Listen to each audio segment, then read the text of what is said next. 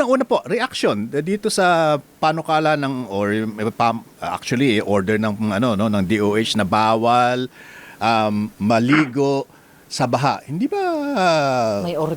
halatang obvious naman yung gano'n? Oo. At bakit kailangan daw siguro mga mayor na mag-implement ito? Una sa lahat, nais ko pong ipaabot ang aking buong suporta sa panukala nga po ni DOH Secretary Ted Herbosa na ipagbawal po ang paglalangoy sa tubig baha. Opo, maaari natin sabihin common sense po yan, no? Ngunit wala ho kasing minsan, no?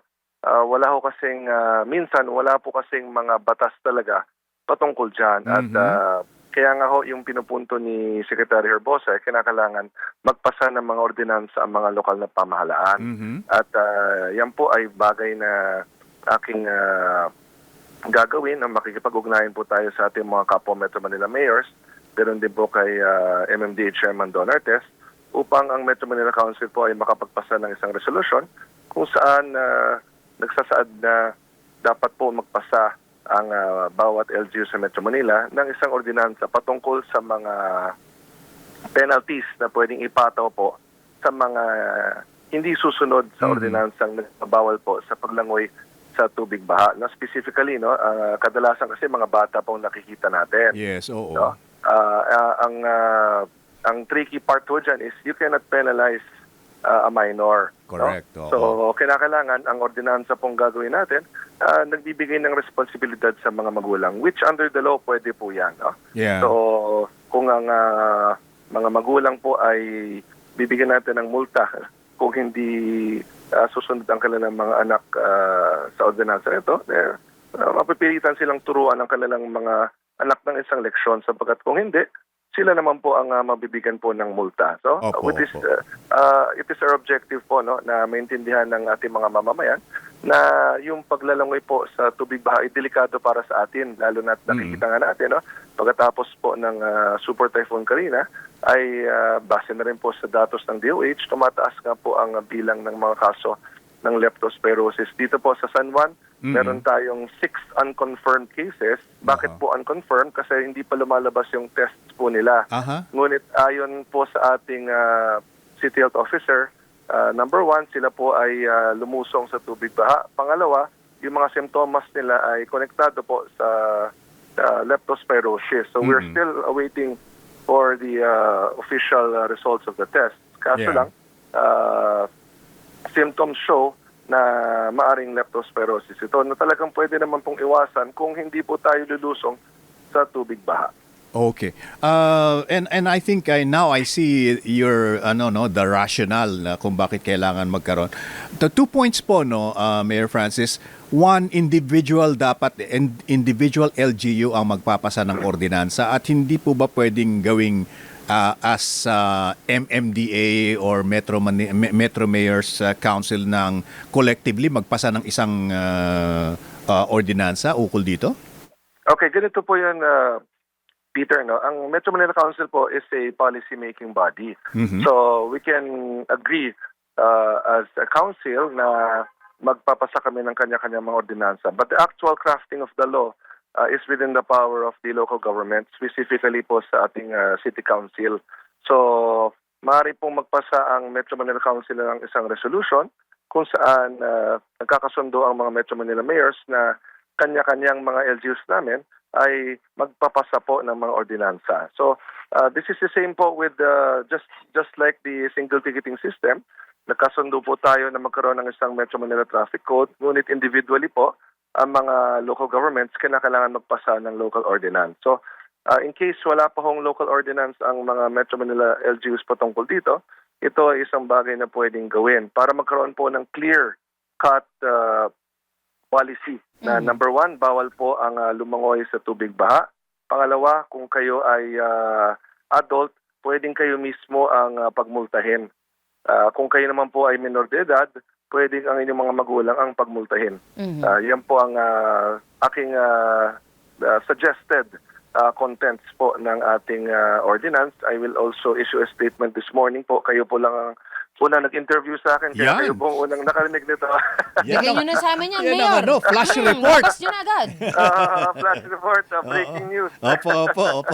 Okay. But yeah. again, dahil nga po, no, nabasa ko po ang panawagan nga ni Secretary Herbosa kagabi at kanina umaga ho, no, I already coordinated with my Vice Mayor, with my City Administrator and City Legal Officer. So I'm about to issue a statement in a few minutes, and I've already communicated with the Chairman Don Artes, and I will now communicate with our Metro Manila mayors. So dahil yung ganitong paglangoy po sa tubig baha, minsan kasi hindi naintindihan ng ating mga kabataan kung gaano kadelikado ito. Para sa kanila, nag-enjoy sila, masaya, no? May baha, gusto nilang lumangoy, ngunit hindi nila naintindihan na delikado ito para sa kanila sapagkat yung leptospirosis can kill. In fact, historically, it has killed a lot of people already. So yan talaga dapat po ay maintindihan ng ating mga mamamayan, lalong-lalo na ng kabataan, na delikado po yan, yung paglalangoy po sa tubig baha. Opo. At hindi po tayo titigil dito dahil it's already the rainy season, so many more super typhoons will come in the next weeks and months, no? So kinakailangan may agarang action po tayo dito. Kaugnay po kasi niyan din, Mayor, no? Hindi lamang yung pag-ordinansa para pagbabawal, kundi pati na rin po yung pagpapalakas ng response natin sa kada barangay, lalo na po yung ating mga barangay health clinics. Pero ang doxycycline po kasi hindi naman po ito basta-bastang ibinibigay, di ba po? Kailangan pa nito ng physician orders before ito i-issue. Idadagdag po ba ito sa ire-review at maaring ayusin sa ating mga LGU, yung mga panukalang gagawin? Actually, ang DOH po provides LGUs naman po with doxycycline, and the LGUs can also procure on their own. So, yes, again, thank you for the suggestion. Kailangan din mapaalala nga natin sa ating mga local government units na maging proactive po sa pag-disseminate ng doxycycline. So, minsan kasi, no, pwede rin talagang ma-avoid ang leptospirosis kung maging masigasig tayo sa pag-disseminate ng information, no? Na meron namang mga gamot talagang pwedeng inumin laban dyan. No? It's part of what we will do. Thank you for the suggestion to have a massive information campaign about all of this and how to prevent leptospirosis. Talon din po ako sa iba pa pong issue, pero kawing din po yun dito, yung flood control projects po ng DPWH. Kailan po, kumusta po yung implementasyon natin ito sa Metro Manila, Mayor?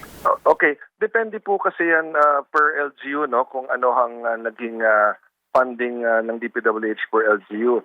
So that is a data that I currently do not have, but sa next meeting po natin with the Metro Manila mayors, i-open up po ito para mapag-usapan, no, saan ba pwede mag-improve, ano yung mga dapat hakbang na gawin para lalo pang mapalakas po ito. Iba-iba ho kasi ang situation ng mga LGUs, Peter and Rica. No? Some LGUs are really contiguous to big bodies of water. Some are even below sea level. Lalo na yung Kamanava area, no? Nung nag-inspect po kami mismo ni Pangulong Marcos nung kasagsagan po ng Super Typhoon Karina, makikita mo talaga yung tubig sa Manila Bay, apaw na ho sa kanila. No? So, meron talagang ibang mga local government units na mas challenging for them because of your geographic location.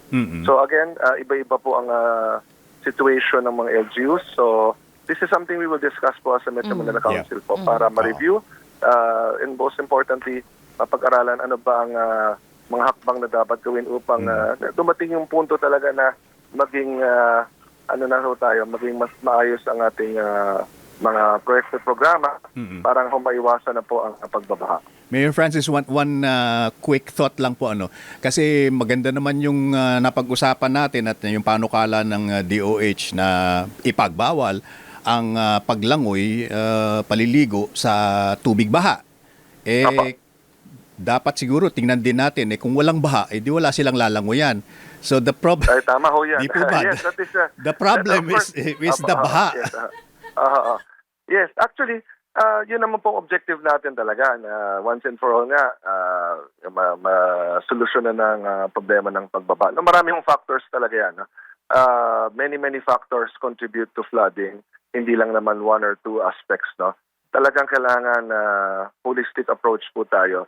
Yes, in terms of flood control, talagang kailangan mas marami tayong mga proyektong masagawa. If you don't mind, I would like to specify some. Sige po. Siyempre, yung improvement ng ating drainage systems, yung pagpapalaki ng mga culverts, kasi kapag maliit ang daluyan ng tubig at lumalaki yung populasyon, nahihirapan ngayon yung current infrastructure na padaluyin yung tubig. Lalong-lalo na po kung punong-puno ito ng basura.